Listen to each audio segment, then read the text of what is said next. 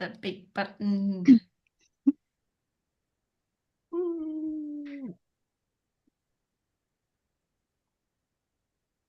Are we live yet? Yeah, I think we're on. Yeah. Are we live yet? Hello? Hello. It looks it. It does. Yeah. Hello, everyone, and welcome to this month's 9 out of 10 testers with the topic of our favorite things. And we don't mean raindrops on roses and whiskers on kittens. We mean favorite things in the testing world. So let's go around and introduce ourselves. Shey, can you start? Hey guys, I'm Shey, so I'm Senior Quality Engineer for EasyJet. Yeah. And one of my favorite things is this 9 out of 10 testers. Yay! Yeah, Sanne, go ahead. Hi, my name is Sanne. I work for Capgemini as a test manager. Just recently started a new assignment, so honestly still feel like I'm drowning, but we're getting there. And my favorite things is talking about testing in almost every shape, way, and form. And I don't think that'll ever stop. Come on in, Chris. Good. Yeah, Chris. Oh, well, hi, I'm Chris. I'm a program director at Qualitest, and that sounds fancy, but it isn't really. And one of my favorite things to do is to find new connections with people in this wonderful testing community that we have. And I'm slightly giddy with excitement about the Testing Peers Conference that will be next month. That is less than 4 weeks away. It's a bit terrifying because there's lots of things to do, but you know, I'm really excited about it, and seeing real life amazing people both on videos like this, chatting to people in the chat, and even at conferences. I love it all because there's some of the best humans I know are testers in this community. Yeah. Yay. Excellent. And my name is Hanna Schlander, and I work as a quality catalyst at Devoteam Creative Tech.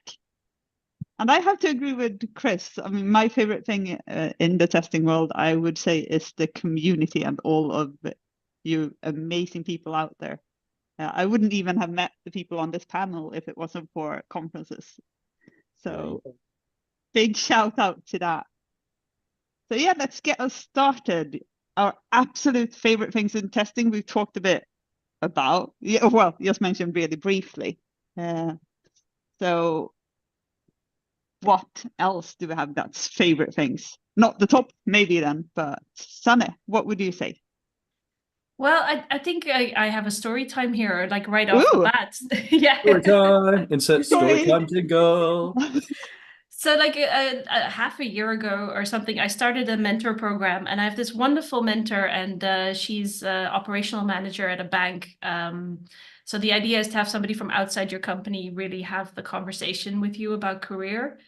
And so she's been getting to know me and getting to know my job, and she's obviously not in tech, she's not in IT, she's not in testing, but I've been talking about my work very enthusiastically. And I didn't realize how much it was rubbing off. And this was one of my favorite moments of the year.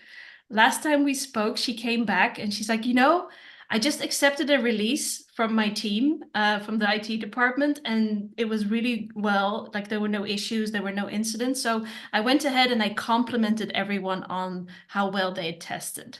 And I was like, oh, you understood that not having any problems is an indicator that we did our jobs really well. Like you understood that indirectly having fire prevention was the part that matters and that people really put their blood, sweat, and tears into. And I managed to get that across. I was like, you now understand what we do. Like I was so proud. One of us. Yeah.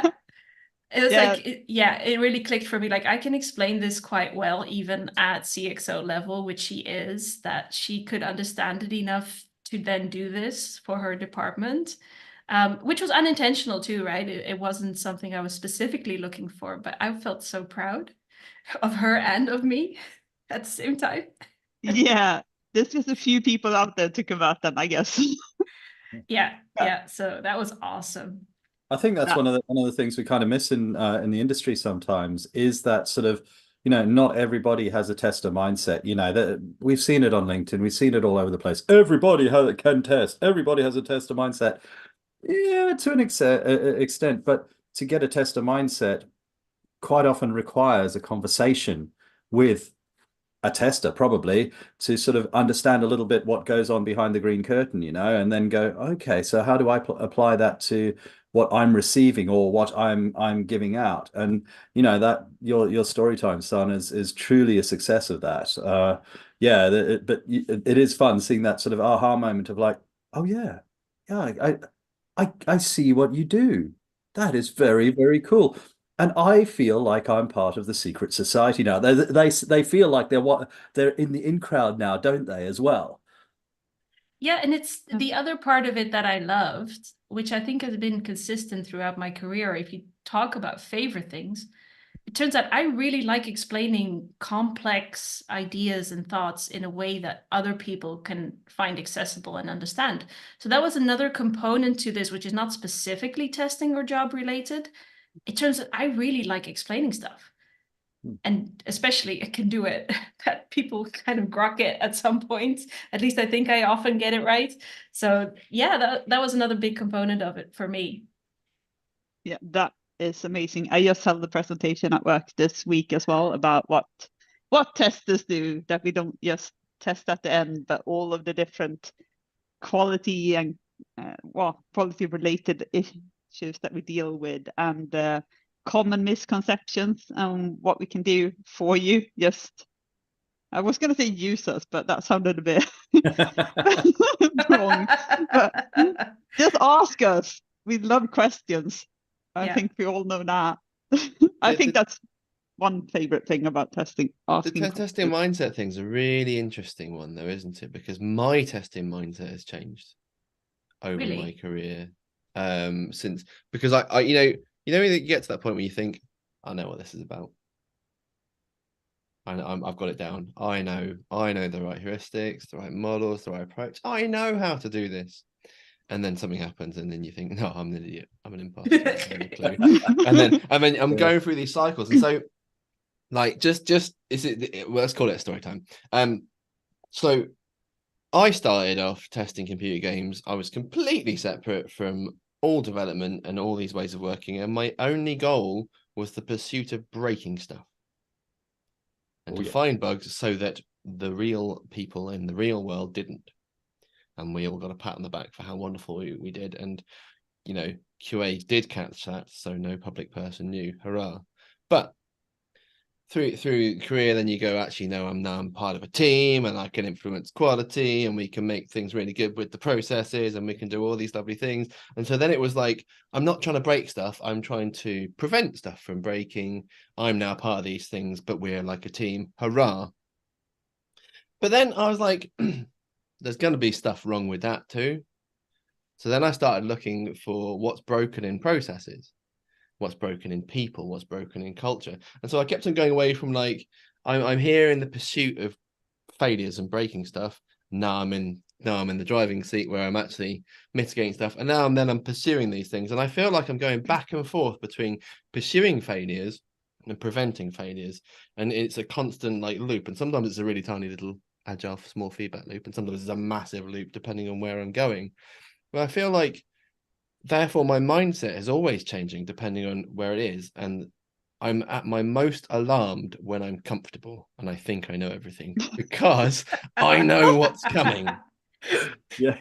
Oh, look, there's a light. That looks like a light at the end of the tunnel. No, Chris, that's the juggernaut coming at you. Yep.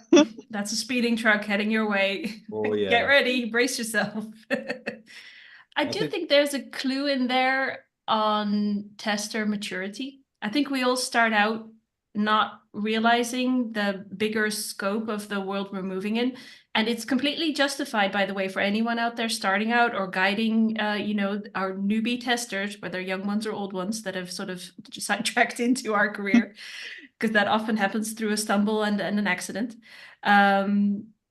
It is the way you start out. You start out by just specifically looking for how creatively can I test this feature? Can I find ways that things don't work so that I can signal that? And then slowly but surely you start realizing, wait, hang on.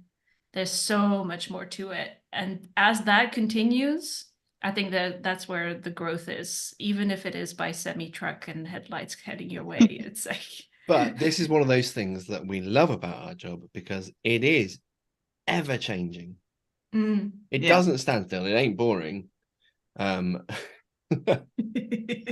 think a favorite, I think in when you're in some sort of leadership position within our industry, within quality engineering or QA or whatever, I think that you kind of have to have a favorite thing, which is watching junior testers, newbie testers, etc., change from being okay, all I need to do is just find bugs, to okay, right, I want to help this project get a bit better, to what I do is I work with a team to enable success. And that sort of mind shift, and I've seen that in a few testers, and it's fantastic, seeing them coming in. And it's okay, you see it again, referring to the socials, etc. You see that people are a little bit like sometimes with newbies who if I tell you what, if a newbie on LinkedIn went, hey, I'm a tester now, I get to break stuff, somebody will go apeshit at them. They'll go absolutely mental. Yeah. That is not what you're meant to do. Yeah, you know what? As a newbie, it kind of is what you're meant to do. But it's how we all started. Yeah. But that seeing that growth, that growth trajectory of a newbie, for me as a test lead, oh my gosh, that is great. To have somebody come to you from going, is this a bug, to, hey, I think this process could be done better. And that growth, that's a favorite thing for sure. Absolutely. Honestly, like there's hearts for that as well, watching others grow and evolve. But I kind of want to turn it into another thing that I am always not at first entirely chuffed by, but afterwards love. So that, to be clear, when others point out things that I can grow and evolve from. Because it can be newbies. It really can. There is a reverse mentoring aspect to this, especially in our fast-moving tech world. I've had instances where somebody will, hang on, no, you're wrong. Here's a point where you need to do some growth and learning. And the first instant of that is normally like, crap, I don't like what I'm hearing. Yeah. But then the second instance is, wow, I am so eternally grateful for you, for the help, for pointing it out, even if it felt sucky in the moment. Like that is another one of my favorite things after the fact. Yeah. That self-reflection. That you have to go on that learning journey to have that self-reflection, to be able to sort of look back and go, yeah, all right, yeah, I see. But yeah, I'm with you all the way. Trusted relationships as well, though, right? To be in a position where you've got people in your life, be them colleagues or trusted friends in the community that can challenge you in a way that you actually trust and might actually listen to them. That's a really special relationship to have, isn't it? It's something to really celebrate. But even those strangers on the internet, like you just mentioned, Shey, like I get why that is a hurtful first response and possibly frame it in a different way. But I do think there is value to that. I have had posts go up even recently when I commented about priority and severity rankings for bugs, where I got reactions from so many people, and there were nuggets in there that were so genuinely valuable. They shaped the way I took it on at my assignment. So while there is some shouting and angry shouting on there, there is also the learning side of people commenting. So there is, again, the duality. It's not all just shouting people down. And sometimes it is valuable words, even from strangers, without love. Yeah, I think it's the way people say it as well. I mean, you can frame things in different ways as well. But it's always good to grow and have others grow as well. Kudos to the people who have got the spoons to be able to spend them on these things, calling out these things. I don't always have them, but I really appreciate people that do. Yeah. But I think that, going back to sort of one of the original points is like that there is that sort of growing journey within the team as well, from coming to you and going, this is broken, it's all screwed, to teaching them and learning, and they come to you and go, it's all broken, how can we fix this? Or, I've come with an idea, can we try this? You know, those kind of things as well as that coming back around and that sort of cultural switch of how, you know, how they deliver to you, both an improvement to you, but an improvement to the product you're working on as well.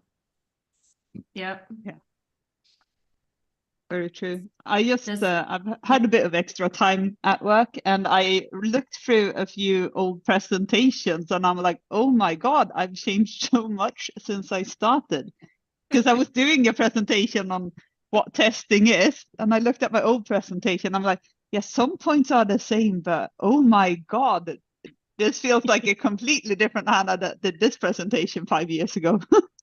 Oh, conference talk I think conference talk there. Yeah. Me, you know, me talk to me then and me now. Find out, you know, that could be fun. It could be fun.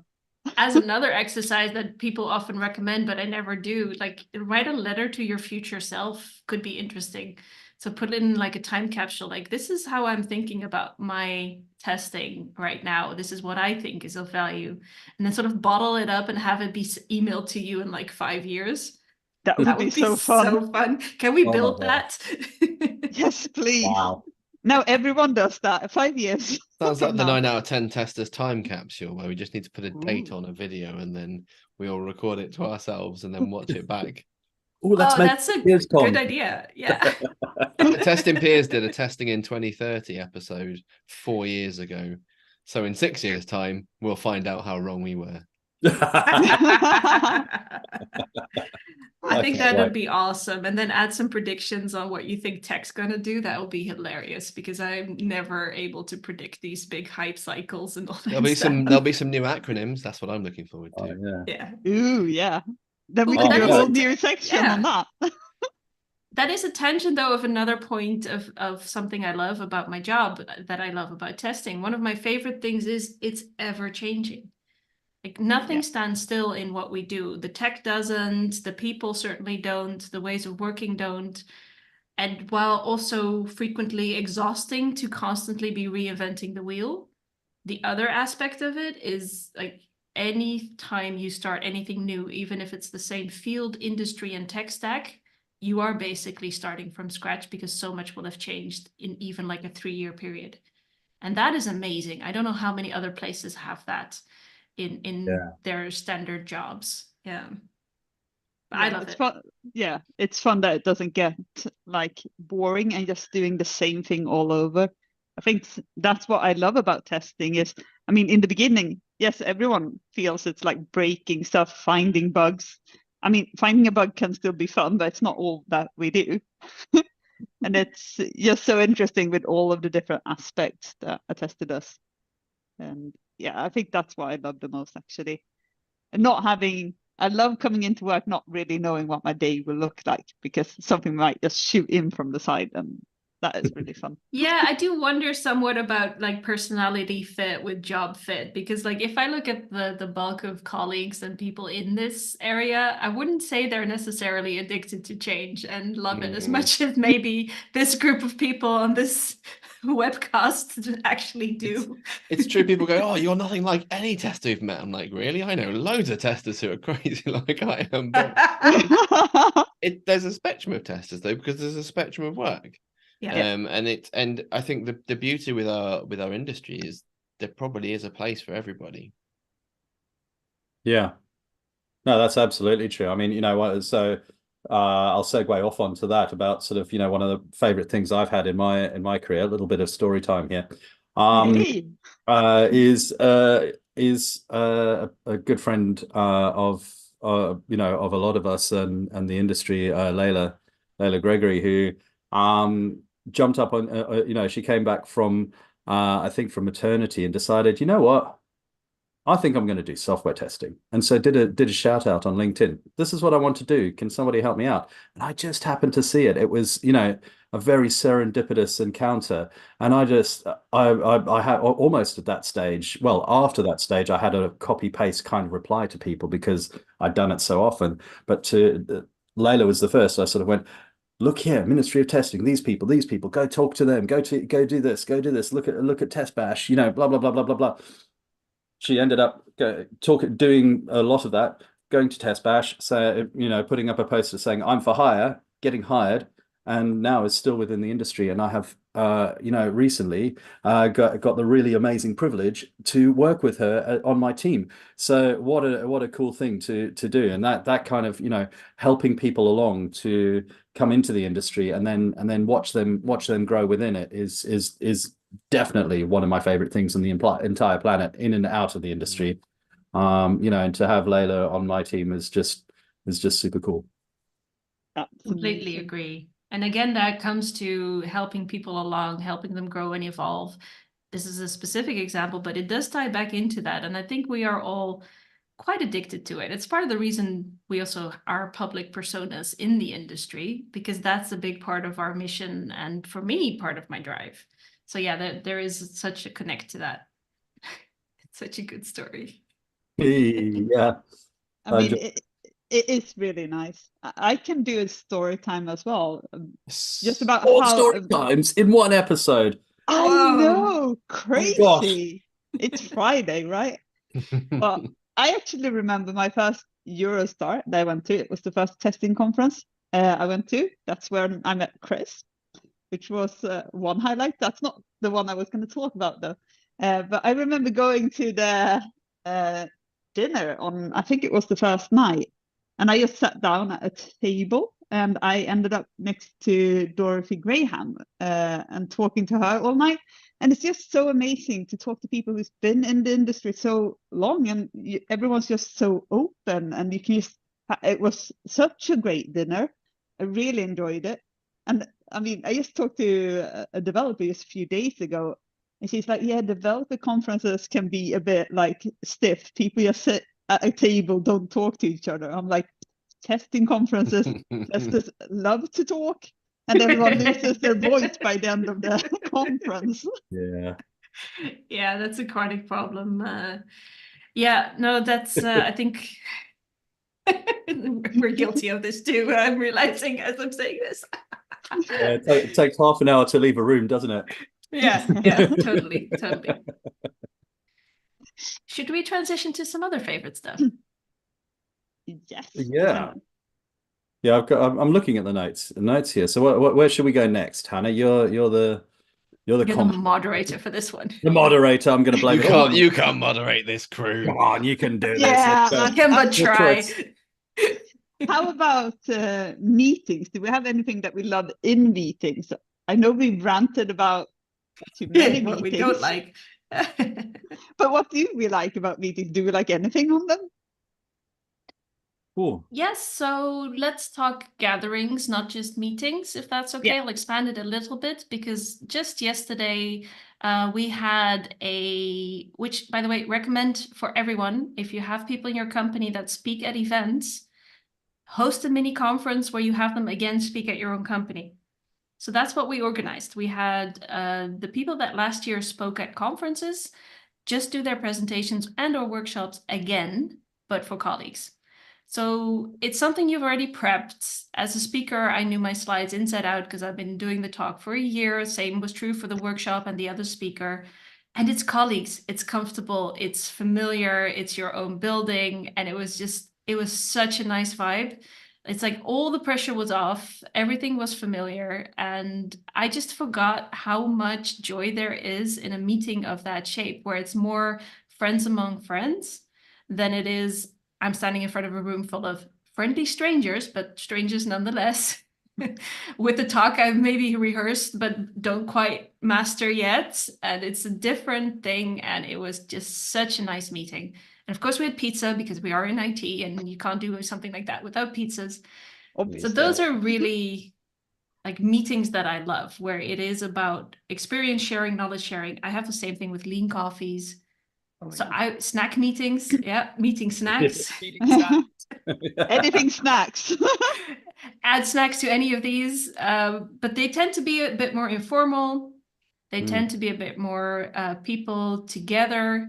So those meetings I feel really buoyed, well, how do you say it, lifted by for a very long time afterwards. And I have the impression people leave those gatherings in the same way. It's not quite a meeting, but it is a gathering. So Sorry A, to a expand your meeting definition together there. of people, depending on what your definition of those things. I always enjoyed a meeting that is interactive, that feels safe, where people can participate. Because I feel like much as with what you said, your coming together of minds is there as well, Sanne. Is if I leave one and I feel like there was some good connections, we learned something, we've come out with some ideas and something. I feel like if there's an outcome that isn't just like a broadcast at my face, I feel like if it didn't need to be an email, right? I like Yeah. interactivity, connectivity. Like, I don't need to be on a call with people if all that's going to happen is one person's talking. Yeah. But if it's like one, I've been involved, we've solved something, there's a result. Those are also meetings that never feel like a waste of time, right? Even if it's other people that have resolved something for the broader context of the project. Yeah. Yeah. Meetings with a purpose. That's a good summary right there. Yeah, I think so. Because there's so many people that are, well, sometimes they don't have the structure though, do they? Like, sometimes you might have come in with a goal, but like you say, lean coffees don't have a goal until you set them. Sometimes a one-to-one doesn't have a set agenda, but just having that regular connection is valuable in and of itself. It doesn't always have to have an agenda, although we do like agendas for some sessions, but it's purpose and value. I think if you feel those things coming out of them or going into them, it's probably quite good. I must admit, I actually I quite enjoy leading meetings, and I think there's an aspect there. I'm working really hard not to turn one of my rants and just flip it on its head and go, and it's not this. But no, I quite enjoy leading meetings because I want to try and get those kind of results out of people. So, I'll come in and I'll work hard on observing the room, and those who don't talk, ensure they have a safe space to talk, because of that whole sort of like extrovert introvert kind of thing, trying to move the conversation on or keep it on conversation. I mean, the flip side of that is people who go off topic and just go meh, meh, meh, meh, meh, meh, meh, and then we're not guilty of that though, Shey. No, never. No, we're not. By the way, do you like my shirt? No, anyway, so but yeah, I quite enjoy leading them from that point of view. And then when you review it at the end, and it's a bit altruistic perhaps, is like when you go, we got through that meeting, it was on time, we got the results that were I think we wanted at the start, we stayed on topic, everybody got a chance to talk. Yeah, that was a meeting, and it's a big challenge to try and fulfill all that entire list. But I think that's kind of fun when you achieve that sort of, when you poke them on all of those points. You're like, freaking yeah, that was a good meeting. I'd like to add on to your loving leading meetings thing, because there's something that I got pointed out through feedback forms that I do a lot in meetings, that I'm now very conscious of, which is I will tend to name what I feel is happening with people that maybe don't speak up themselves. And from that perspective, even when we're not moving towards a decision or we're not entirely sure where we're going.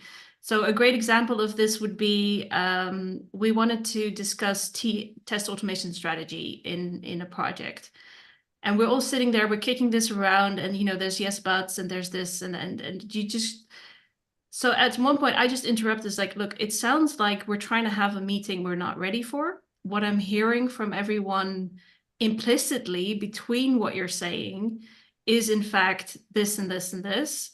As such, I suggest maybe we table this discussion for now and we refocus onto something else. So like I'm vocalizing what's not said or what is behind what is being said. And of course I do get it wrong and people will correct then.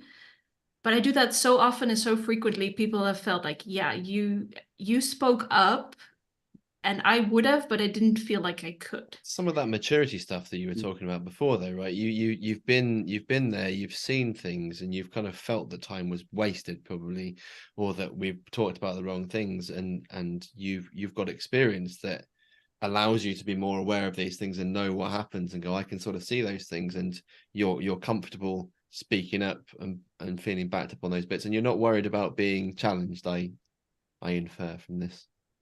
No, and there's value to even just saying, I don't really know what to do about this. I hear everything you said. I just don't know where to go from here.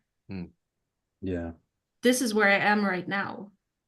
And then just leave it there. There's value in those kinds of statements as well. And it's part of leading a meeting where because people often, if you start leading meetings and you start running projects like this, will start looking for answers. And it's very tempting to constantly keep providing them.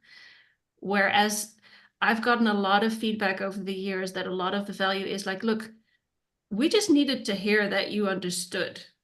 And that was enough. Like, we didn't need you to put out a roadmap, make a plan, set deliverables, the whole make an agenda. Like that was sufficient at the time. And of course, later we had to get the work done. But it is valuable. And it's so useful to just say, look, I'm seeing this thing. Am I correct in summarizing it this way? Is that the corporate equivalent of like, when a mate comes to you and goes, oh, I'm feeling this kind of thing, blah, blah, blah, blah, blah. And, you need to ask them, do you want me to just listen or do you want me to help? Yes. Do you want me to work on a solution with you or suggest a solution, or do you just want me to be a listening wall? And I'm happy to be all of these.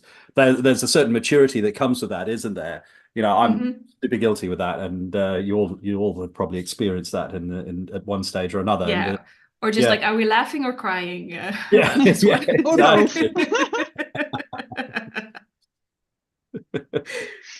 Oh, yeah. So that in terms of meetings, and I heard someone say once, I don't remember if it was a course or a book I read, because of course I always consume too much of that type of stuff, but it was like, that is what makes a team click. Because getting a goal, getting it done together, achieving something, and it can be as small as one successful meeting with one successful set of notes. That is what builds teams and has us working together well. It only comes through achievement. It doesn't even need to be meetings, does it? Just the way you communicate, how your dynamic works. Like, it could be just like you've got an amazing thread on Slack or whatever where people just know what's going on. People just like write good comments and documentation, and because we as a team respect, we understand what everyone's doing, and it sort of flows. We don't need set checkpoints to do these things because we're doing them anyway. Like, that can happen, and that's great. Like, but you're right, it's respect, it's dynamic, it's these things where we understood, we're respected and trusted to complete do our thread jobs. Off of what you just said, because you triggered me with the word documentation. Can I just shout out how much I love projects and programs that have good documentation? Yes. Like, shout out to all the technical writers, to all the work instruction writers, to all the people documenting process flows and making those visible, the business analyst, like having a beautiful picture with text that I can understand. And not just a document, right? Documentation is so much more than just a document. And when that's just everywhere. But like when it's there and it's good, it's like, And you look at, I had this literally today. I mean, before we came live, I was finishing a meeting, and there's one of the slides on there, and I was looking at that and going, there is literally no way I could ever do that, or not ever do that. But it's like that is really freaking cool. The way you visualize that, I wouldn't have taken that way. That is really cool, and people who get that, I am all the time sort of flabbergasted by my peers and colleagues, and you see a slide deck, or you see a visualization, a mirror board or something like that, and a well-crafted email, and you're like, or a well-crafted email. It's a skill. Oh my God. Which freaking Dalai Lama did you sort of sit beside to learn that skill? Where do you learn? How do you learn that skill? I have no idea. I've been working with word processing software for over 20 years, but in fact, I can't do that. years, and I have no freaking clue how you did that, We got Shey ranting without being angry. Yeah. And I'm not even swearing either, for anybody who wrote a comment recently. Yeah, I think Deborah points out a really good thing as well. It's not just writing it, it's also keeping it up to date and deleting it. You should never be overloaded. There's something quite fun about killing stuff that you don't need anymore, right? It is. Like deleting Yeah. tests, deleting documents, like making things obsolete because they don't provide value anymore because you've got new. I that's a fun thing. I deleted over 1,000 bugs.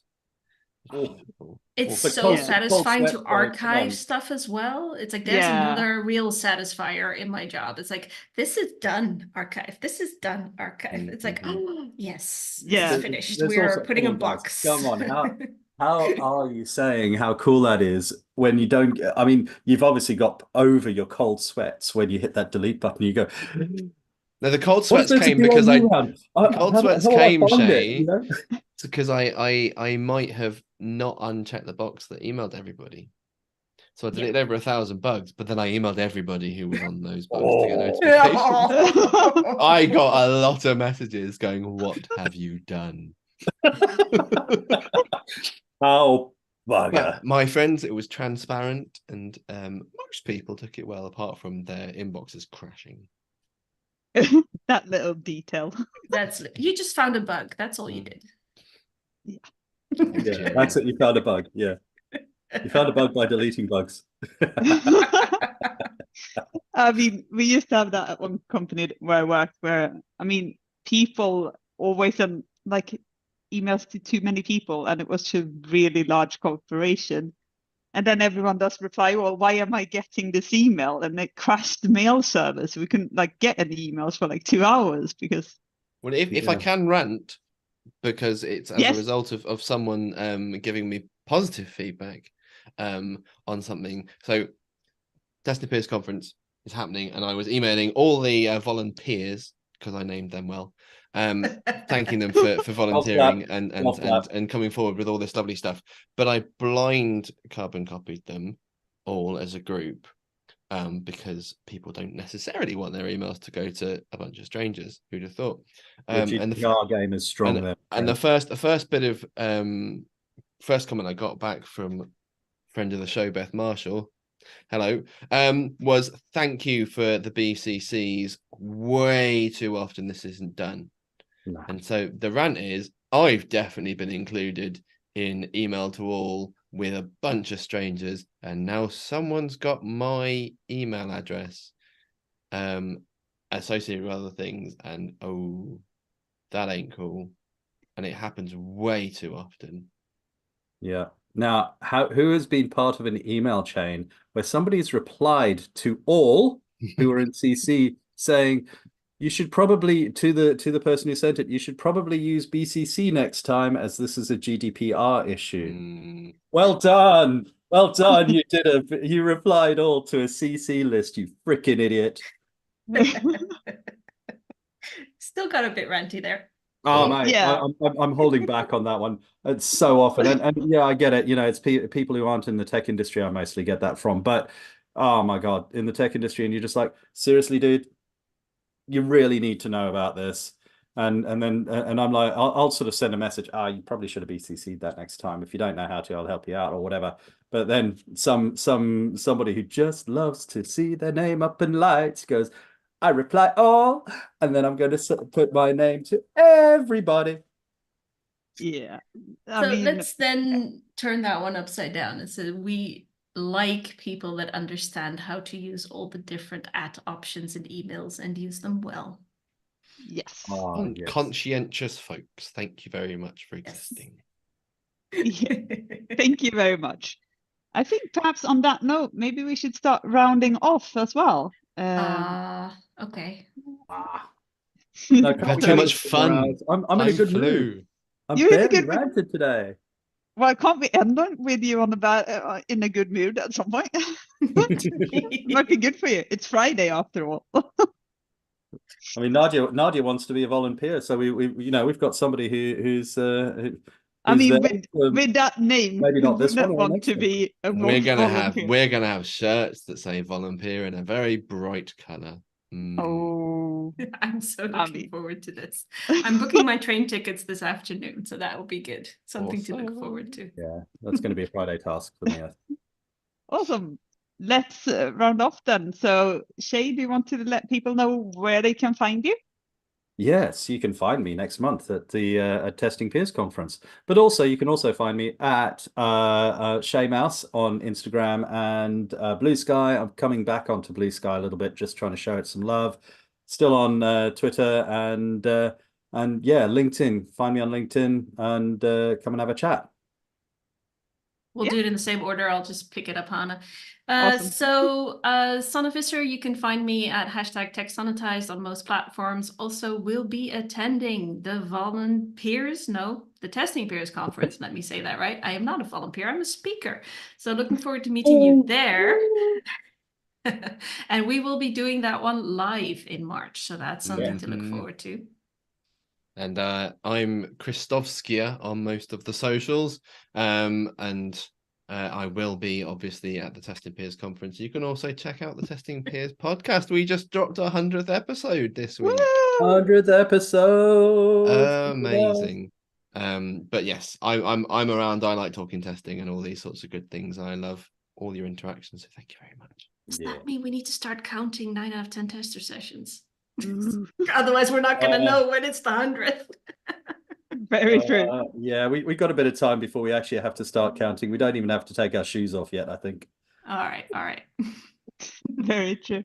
And my name is Hanna Schlander, and you can find me on LinkedIn. Just search for my name. Unfortunately, I won't be able to join the Testing Peers conference, but I know well, I really recommend going there. Anyways, it will be amazing. Tickets are only £20 and still available, folks. Yes. Well done, Chris, for those plugs. Maybe you can actually add a link as well in the chat for where to find I it. dropped a link for right at the beginning of the show, but Yes. I can do it again because it's still in my. There's been a bit of chatting going on in the chat. It's been great. Yeah. Thank you everybody Yeah. for your comments. Oh, yeah. We Yeah, love it. that's- We read it. Awesome. We love all of you. Maybe that's even what we even should when have on. Sebastian's a couple minutes Another behind, one of we our don't care. favorite things is you. Yeah. Yes, exactly. Very Very, true. very much so. That's why we do this. And Excellent. that just leaves me to figure out how to switch this thing off and say, are we done yet? Are we off? Yeah. Are we still here? Are we off? I don't know. Hang on. Have a great weekend, folks. Take care. Bye.